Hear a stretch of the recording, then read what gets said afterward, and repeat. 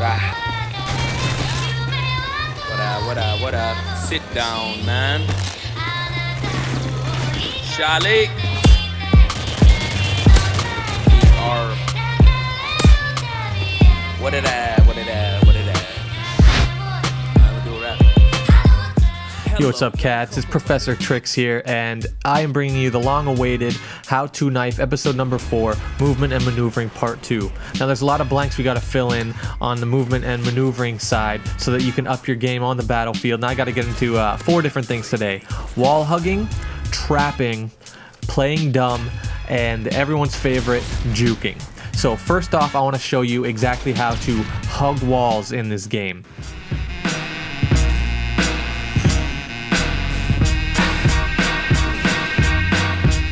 Wall hugging is a defensive and an offensive tactic. You have to hug those walls. Basically, it means exactly what it says. You pretty much stay as close to the wall as you can, especially when there's no cover around, because that wall is actually cover. You might not know it, but here's the first example. I'm not running down this creek bed. I'm running along the wall, and then I get the kill because the sniper, he did not know that I was there. Now, I'm going to show you that again, just in slow motion.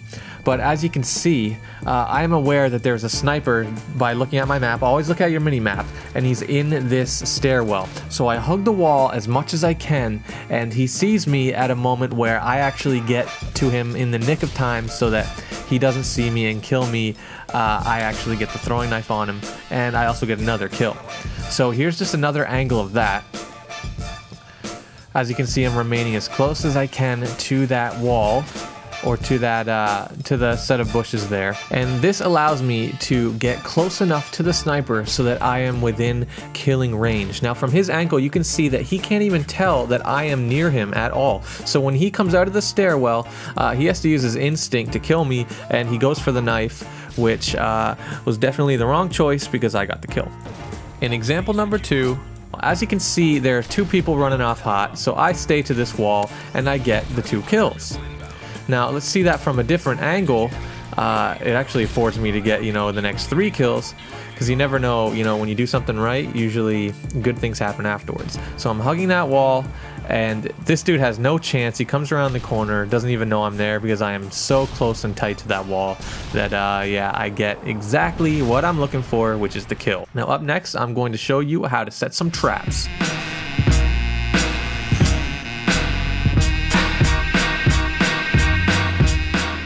Alright, the next thing that you should have in your arsenal as a knifer is trapping. Now, trapping comes in many forms. It can come in the forms of baiting or even playing dumb. But right now I'm just showing you the main form of trapping, which is finding some cover and using your map to surmise the whereabouts of the enemy and waiting until they come to you. Now, this is actually a great tactic because going to them all the time or going at the enemy at all times is a very dangerous thing, especially with a knife. It's not really possible at all times. You can do it, and I've seen gameplays where really good people can just rush and rush and rush, but you're gonna want to set some traps to to catch some cats. Now, in this first example, when you look at my mini map, you can see that there are a lot of my teammate is on the right, but on the left, there's actually an open area where there's nobody there. So I am surmising right now that there are enemies in that area. So when you see me go towards this area, I'm going to set a trap just by sitting right here, and it's all about timing. And I'm right, there was someone running around the corner at that exact time, and luckily a second person who was oblivious to myself being there. Now, you'll see it from this above angle. I go up to this corner, and I have this as cover to set the trap, and I remain really tight to it, kind of like wall hugging, and I get the 2 kills. Now, in this next example, it's a little more fast-paced, but I lie prone. You can lie prone and set traps a lot, especially at doorways is a very good idea. But that was a really fast-paced one, and you'll see at this angle, I run in, I know there's someone there, and I creep towards the door and get the kill when he runs at me. Now, you'll see from his angle that myself lying prone and using that cover to set the trap, he does not even see or know that I am there. He is oblivious. So when he comes in, I show myself and I get the kill. Now, in this last example, I don't run up this hallway. I could easily do that, but I know that there's lots of danger. I hear the shotgun and there's 2 people there, and luckily the spamming trigger striker dude gets killed. Now you'll see from this other angle, obviously it's not a good thing to rush up this doorway, but don't think trapping is an excuse to camp. Trapping's a lot different. I know that there is danger coming, so I'm not going to run into it myself. I'm going to wait for it to come to me. And as you can see, I got the kills. And now you can see it from this angle. You look down the hallway, they don't even know that I am down there. So they're just running through, and they are not prepared for what's to happen to them as they round this corner. And I have successfully set another trap and luckily got the 2nd kill on that trap. Alright, up next we're going to discuss how to play dumb.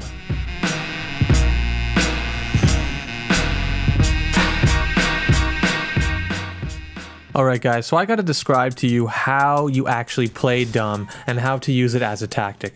Now, generally, in order to play dumb, you have to see an enemy on your screen, but it's in your periphery vision. Now, your peripheral vision, you have to use it to your advantage. When you see the edges of the map, you have to be looking around the entire time to spot enemies at all times, and sometimes enemies are going to be in your periphery.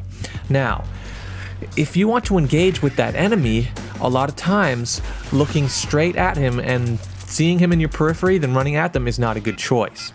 So playing dumb actually gives you the upper hand by continuing on, in other words, playing dumb, finding cover, and then waiting for them to come back to you.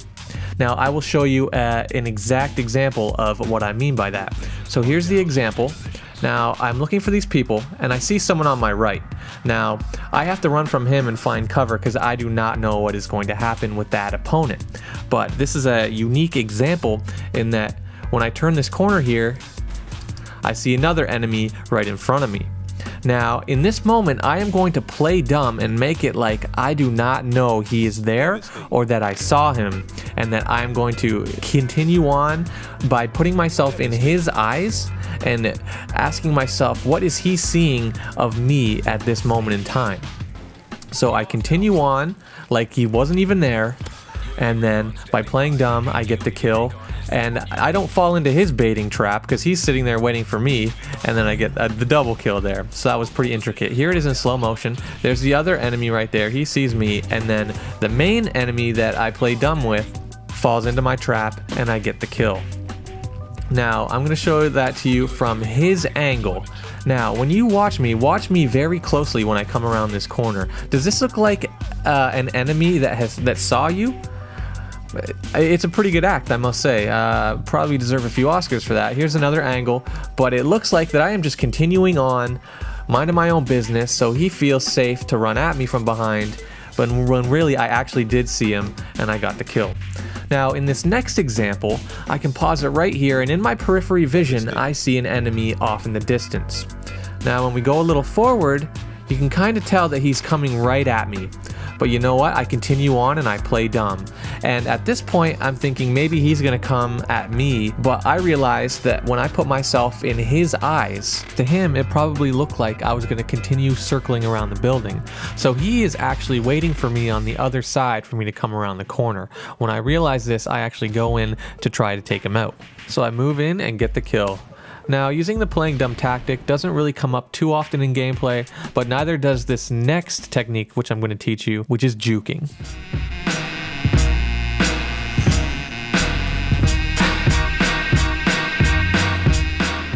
So, for the final lesson of the day, I'm going to give you a tutorial on how to juke. This is probably the most requested how-to that I've been asked of, and the reason being is because it's so hard.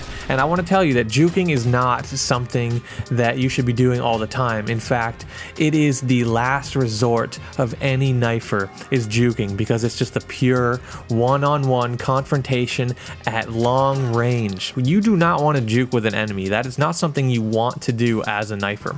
Such as other things like baiting and trapping, which are techniques you want to use, juking is never something you want to do, just because of the high risk of death involved for yourself.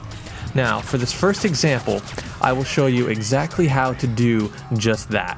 Now, I'm running here, and I throw my knife, and I see that I have no cover at all. In fact, find cover before you juke, but in that situation there was no cover. Here's the slow-mo version. I throw the knife, always use that so you don't have to juke, but now I have to juke. What juking is a really quick left and right strafing combined with the toggle sticks so that their reticle is not on you. Now it's a very subtle movement, but as you can see here from his angle, I am moving left and right. Now it just gives you little fractions of space for his reticle to not be on you so that you can get to him. And in that slow motion, you can see from his side, I'm cutting really sharply left to right, keeping his reticle off of me. Now it's really hard to do. This is the final example of it, and I'm wiling out there as I'm juking and running at him, but I do not have a knife, and we are at distance, and I did not have any cover, so I ran straight at him. So now you see why juking is so dangerous. Basically, it's a long sprint from far away straight at an enemy, straight towards the enemy. Now, obviously you shouldn't do this ever, but unless there's a situation where you have no cover, you have no throwing knife to aid you in that long distance kill, you have to take them out. And juking is just a technique that you can utilize to get to the enemy in hopes that his reticle will move to the right when you move to the left, and then when he corrects back to the left, you're moving to the right. So it just keeps his reticle off you so that you can get to him and get the kill. It's a very rare thing to do, to actually get those kinds of kills, but in that moment when there's nothing left, juking is the key to survival. Now, I hope that you never get into that situation because, you know, 9 times out of 10 you're gonna die, but that 1 time out of 10 when you use that juke and survive, it just feels so good. Now, you might also be asking, well, why don't you circle? Because in that situation, circling is usually reserved for close to medium range. From long range, if you start to circle, which you can do if you prefer, which oftentimes I do prefer that, but you're dead before you even start the circle, just because it is at long range. As a recap, I want you all to make sure to play dumb when you catch people in your periphery and you have some cover that you can get to so that they can chase you. Make sure to trap people in either the prone or crouch positions at doors. Make sure to use juking only as a last resort, and always, always, always hug walls in defense and offensive situations so that you can either get away or get to people when cover is not available. Use them walls. Alrighty guys, you're gonna enjoy my next how-to. It's going to be throwing knives. Be clear, this is not the be-all end-all for maneuvering. I'm going to come out with a movement and maneuvering part 3. This is only part 2. There's still lots of way to go for filling in your knifing game. Alright, thanks for watching guys. I will check you later. Peace. Keep those knives sharp.